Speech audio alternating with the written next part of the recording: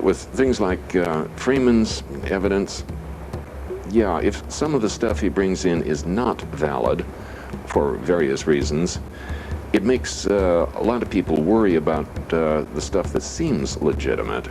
Now, I try to draw a sharp line there.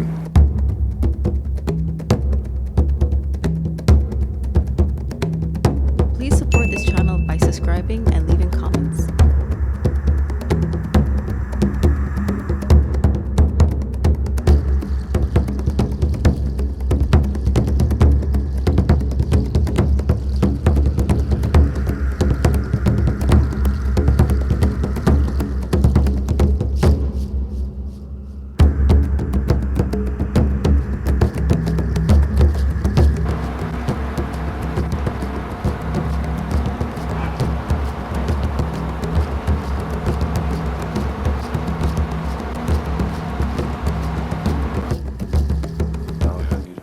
Who you are and tell us what you do.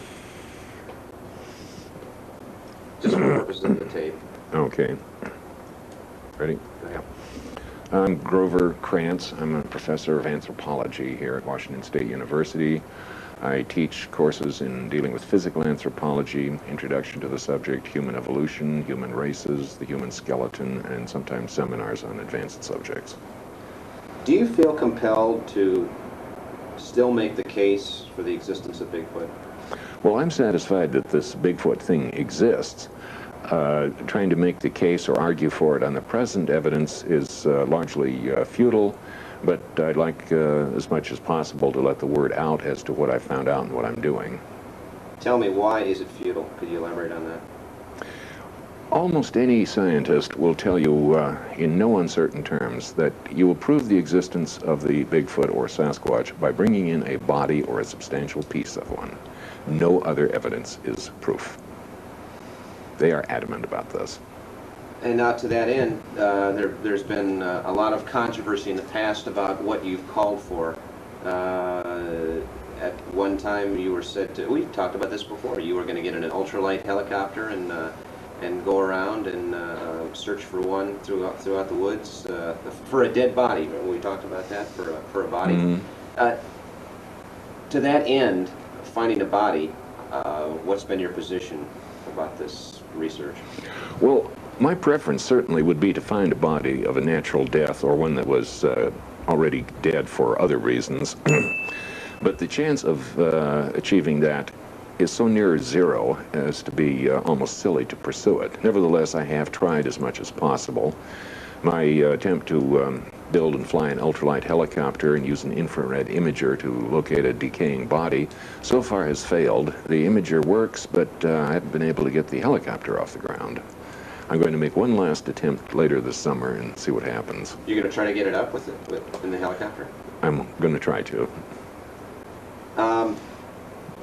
That would be fun to be there. No way. I don't want somebody photographing my bloody body as it's dragged out of the wreckage.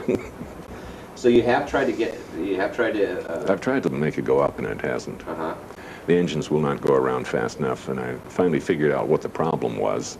But then for a couple of years, 3 years now, I haven't had a chance to correct the situation. Mm-hmm. What is your new book about? Tell us about this. Well, I've just finished writing a book. I've titled it Big Footprints, which explains all of the scientific evidence that relates to the Sasquatch. That is, all of the evidence that can be handled in a scientific manner. Now, this is not a listing or description of all the reports of people who have encountered it. This has been well done by John Green and other people in previous publications. But I'm analyzing the footprints, the Patterson film, and other bits of evidence. And I'm also trying to, in this book, explain to my scientific colleagues why I take this so seriously. Most of them have no idea of the quantity or quality of information on this. Why do you take this so seriously? Can you boil it down for our purposes? Well, one good reason to take it seriously is the footprints that are available. When you try to consider what are the alternatives, and there's really only two choices when you look at a lot of them, they are either fabricated by a human hoaxer or they are made by the Sasquatch. And when you consider the possibilities and the difficulties and the requirements for a hoaxer to do not some, but all of them, you find you run into an absolutely impossible situation. So the way I like to put it is the Sasquatch is ridiculous. The alternative of a hoaxer is impossible. Therefore, the ridiculous must be true. Bigfoot is, fill in the blank. Bigfoot is a large, massive, hairy, bipedal, higher primate. You could describe it as a gigantic man covered with hair and being rather stupid, or an oversized, upright, walking gorilla. And we're talking body sizes of 6.5 to 8 feet tall, body weights 500 to 800 pounds, covered with hair, incredibly strong, ape-like faces, arms a little bit longer than usual, no constriction at the neck. Well, you got a fair description. Why has this intrigued you? For how long have you believed that there's something out there? Well, I wouldn't say I believed there was something out there. Unless, well, the term belief usually means an opinion held because it makes you feel good. The first time I ever heard of these things, I think I was about 16 years old. Oh, I believed them instantly. But did I think they were real? No, no way. I was here at Washington State University for about 2 years before I finally got hold of some direct information, and that amounted to a pair of footprints. I saw some in the wild, and I got the casts and analyzed them, and the right and left foot were quite unlike each other. They weren't mirror images. One of them was obviously crippled. I analyzed those, and this was back in 1970, and finally decided that the design of foot that's implied by the crippling was exactly what you would expect for a creature about 8 feet tall and enormously heavy. And I finally decided, if somebody faked that and put all these subtle hints of the anatomy design in that, he had to be a real genius, expert at anatomy, and very inventive and original thinking. He had to be outclass me in those areas. And I don't think anybody outclasses me in those areas, at least not since Leonardo da Vinci. And so such a person, I'd say, is impossible. Therefore, the tracks were real. Where does the research on the topic stand? People have been talking, there have been sightings since 1870 throughout the Northwest. I mean, reported documented Western man since 1870. Where does it stand in 1992, in the early 90s? The best summary of where things stand in 1992 is just more of the same. The number of people who are reporting seeing them is just gradually climbing higher and higher. It's over 2,000 now in John Green's reports, and I would doubt that he has more than 1% of them. He has another 1,000 of footprint accounts.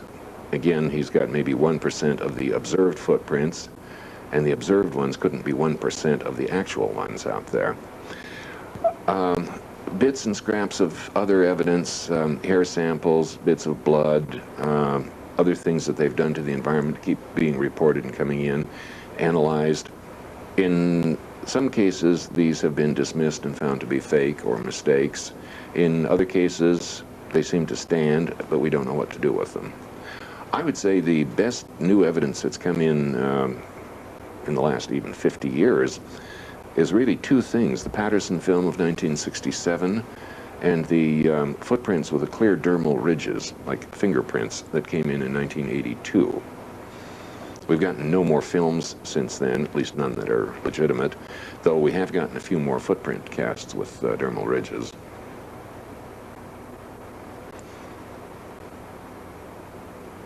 As far as I know, we are no closer to getting a body now than we were 50 or 100 years ago. What about your colleagues? Will they ever embrace the notion of Bigfoot as scientifically significant? And how do you feel, after answering that, how do you feel with the scorn and the ridicule and the constant belittlement that you've had to undergo by your colleagues? When will they ever embrace this notion, and how does it make you feel that they've resisted? They're not going to embrace the idea of the existence of the Sasquatch until the definitive evidence comes in. A few of them will accept it when they have done a substantial fraction of the kind of research that I've done, when they've talked to enough people, they're going to be convinced that there is no other explanation. But until they do so, and not all my colleagues can do it, there's simply not enough time in their schedules, and they can't reach all the people. Until they do that, they're taking a legitimate skeptical attitude of they want to see the definitive proof, a body or a piece of one. That will convince them instantly. So I don't anticipate convincing anybody on the evidence that I've got.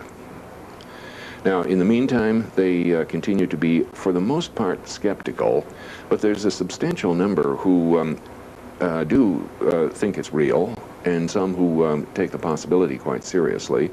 And they are now feeling a lot more comfortable about that than they were 20 years ago, for instance. 20 years ago, this was a taboo subject. I almost got fired here for investigating it and talking openly about it. Now, if nothing else, I've got the president of the university supporting me. Now, that doesn't get me any money or any release time or any improvement in salary. I still have to do this entirely on my own, but I've got a good moral support now. The skeptics will always ask, man has been in the Northwest for almost 200 years, settling it for the last 100, in the forests, along the rivers, in the creeks. Every summer, you know, making more of a foray into the bush, as some people call it, and back into the wilds. Why haven't we found a body yet? Why haven't we found that piece of definitive evidence that will convince people? Well, with all of the human activity over the last 2 centuries in the Pacific Northwest, I might point out that nobody has yet come in with a body of a bear, unless it was killed by human action. The bodies of animals that die a natural death and have the ability to choose their place of dying are notoriously difficult to find. And there's at least 100 bears out there for every one Sasquatch. So the lack of a body discovered doesn't bother me at all. I would be most puzzled if one did come in. I'd want to know, I'd be very suspicious. I'd smell a rat if somebody said they found one. But we've talked about this before about Jacko, the ape boy, back in the, 1920s? 1889. 1884. Okay. Tell me about that story again. Back in 1884, when the Canadians were just finishing or near finishing their transcontinental railroad, a creature was reported found by the railroad crew on the Pacific end, which is well into the Rockies. The creature supposedly stood 4 feet 7 inches tall, weighed 127 pounds, which is very heavy set for that height, covered with hair and obviously not human, but walked bipedally. This was a newspaper account, and there's practically no follow-up of it. My suspicion is that that creature was taken across, they couldn't take it across Canada at the time, but they could move it down into the United States across the Northern Pacific Railroad that was just completed in that time. And it reached the railroad end, perhaps at Duluth, Minnesota, where Barnum's circus men located it. And it was incorporated into Barnum's circus as Jojo the Dog-Faced Boy. That's my best guess. I think it probably died that season. We have no idea what was done with it, and it was such a hit that they replaced it with the hairiest-faced man they could find the next season. But that's, as far as that story goes, that's kind of where it ended, right there. I'm afraid that's a dead end. Uh-huh. Yeah. There's one possible follow-up on that, and a friend of mine finally managed to do it.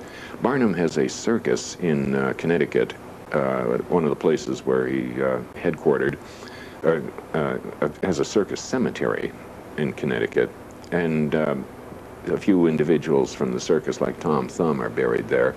So my friend went through the cemetery looking at all the headstones to see if he could find a name that was reminiscent of the man in charge of Jacko, or Jacko itself, or Jojo, or anything that might be remotely hinting at it, and they found nothing.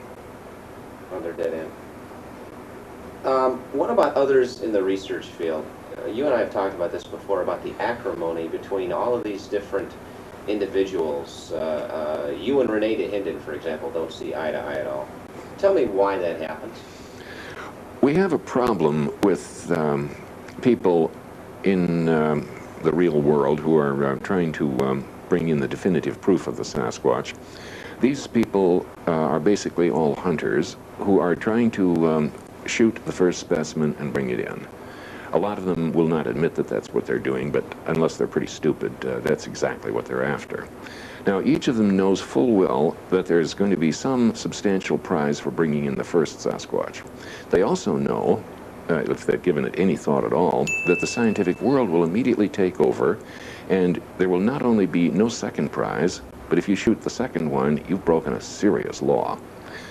So all these hunters are trying to not only win that prize, but I think they're spending more time and effort trying to prevent the other guy from getting it than they are trying to do it themselves. Now, those who are really devoted to it, if they really devote their lives to this, all their life is to search for the Sasquatch. That's their only claim to fame. When it is found, they're going to be shoved aside by the scientists and become nothing. They don't want this to happen. They want either the mystery to remain or that they find it. That science ever takes over and shoves them aside is very frightening to them. Now, there are some of these hunters and investigators who are very nervous about me because I may be nudging the scientific world into acceptance. And because of that, they would do anything they can to stop my investigation. Where do you get your casts? It's not surprising. Okay. Where do you get your casts and your evidence and that kind of thing? Most of the casts come from when I hear about somebody having found a footprint and making a cast of it. I will go and talk to them and borrow the cast. I will bring it back to my lab, make a mold of it, and then return it and a perfect copy to the provider. In a few cases, I've made the casts myself when I've been brought to a scene and footprints are there. Maybe the person who found them made his own cast, and I might make a few others. Tell me about Paul Freeman. I mean, you alluded to René before, but... But I didn't use his name. No. I don't like to do that. What about Paul and his research down in Walla Walla and his hunting? And he's not a scientist. What about do you lump him into this category? What kind of credence do you put in his work down there? Well, I think Paul Freeman's footprints are probably all legitimate. He's brought in a number of other bits of evidence that are either somebody's hoax, whether it's him or somebody else, it's hard to tell, or they're just simply undeterminable as to whether they're real or not. He had a photograph once, and now he has a short videotape of one of the creatures. I would be very dubious of his photograph, but I wouldn't be a bit surprised if his videotape is real. But it's not definitive, and there's nothing you can do with it to prove it. The people we talk to, and I want to balance this out and give you a chance to respond to what some of the people have said that I talked to. I said that if you base your research on some of the things that Paul brings in, and he has a history of admitting faking tracks before, and the Forest Service saying that some of the tracks that he reported were fakes, doesn't that shed light on your credibility? Don't you worry about guilt by association? How do you respond to that?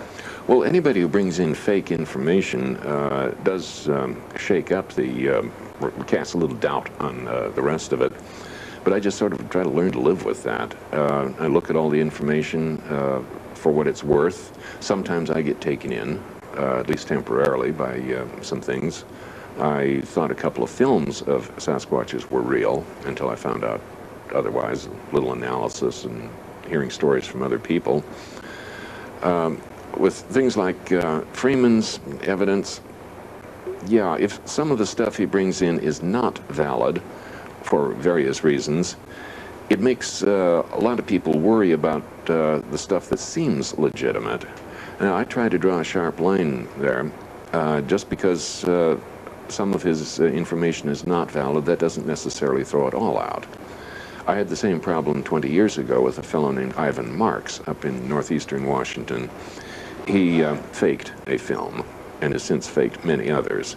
But prior to the faking of the film, he brought in a fair number of casts and had a number of accounts of it.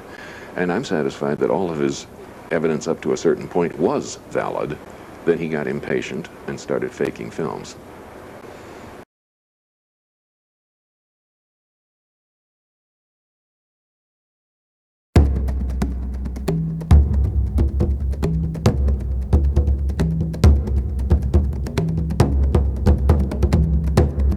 If you're enjoying all this rare and unique content, please show your support by subscribing and leaving comments.